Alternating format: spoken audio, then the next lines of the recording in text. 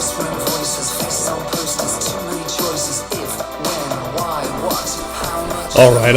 right. We are back here at Song of the Day, coming to you from the Rock Cave. I'm your host, Mark Pierce. It's Tuesday, tasty Tuneage Tuesday, 2 in a row Tuesday. Somebody stop us. We're on a roll here today. Season 6, episode 11. That's right, people. But there's, I've lost count. I think there's 1,300 or 1,300 and something episodes over on therockcave.com. For those of you who don't know, this year we launched our own website that's searchable, so you can look up your favorite artists and see if I've yammered on about them once or 5 times. Of course, YouTube, I'm on YouTube, Instagram, all that other stuff. So seems like the most of the dialogue that happens is on Facebook. So if you want to check us out on Facebook and chime in, you can. Also a decent amount of chatter on YouTube. Thank you to our sponsors for that. All right, so what are we trying to do? We are trying to do 7 episodes in 7 days this week. Let's see if we can do that challenge. I'm hoping. We're hoping.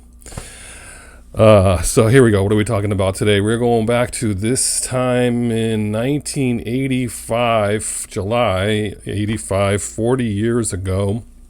The band Pet Shop Boys recorded a single that ended up not getting released. That single, Opportunities, Let's Make lots of money, would then be re-recorded, and we'll talk about that, and then re-recorded. So anyway, Pet Shop Boys formed in 1981 in London. They toyed around with the name West End for their name. But they had some friends that worked in a pet shop, and they were referred to as the Pet Shop Boys, so I guess they picked that up there. And that, of course, is Chris Lowe and Neil Tennant. Neil Tennant was working as an editor at Smash Hits magazine, kind of like a trade magazine or a magazine you could buy, like a Rolling Stone, kind of that kind of idea, but mostly about just singles and charts and things like that. And then he... it's just this crazy story. So they formed in 81. They met back up the bus a little bit more. They met at a stereo shop, for lack of a better word. And that's when they started talking to each other about the music they like, and they started their band. So fast forward, Neil Tennant's working for Smash Hits magazine, gets a chance to go over to New York to interview Sting in 1983. Think about that for a minute. That's synchronicity time. That's a pretty big deal. Right? That's a big deal. So anyway, he's over here and he manages to meet up with a producer, Bobby Orlando, who gives him a demo tape. And on that demo tape is It's a Sin and Opportunities. And through that, they end up working together.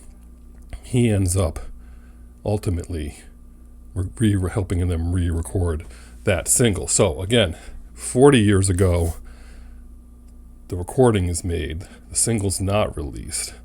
They re-record it with 2 new producers, and then they re-record it for their debut album, and that would go to number 1. Number 1? Anyway, number 1 on the dance charts. I think it went to number 1 on the dance charts. But it was kind of in between that second release, or the first release, second recording, was overshadowed by West End Girls, which would go to number 1. And that was also re-recorded, by the way, for the debut album. And it did pretty well, West End Girls. That's the first time I ever heard Pet Shop Boys. How about you? I mean, I love West End Girls, and still to this day. And so I didn't hear Opportunities till much later. But they went to number 1 on the dance hits. The 12-inch, of course, that was a big deal then. 2 video versions. I mean, they just really kept at it.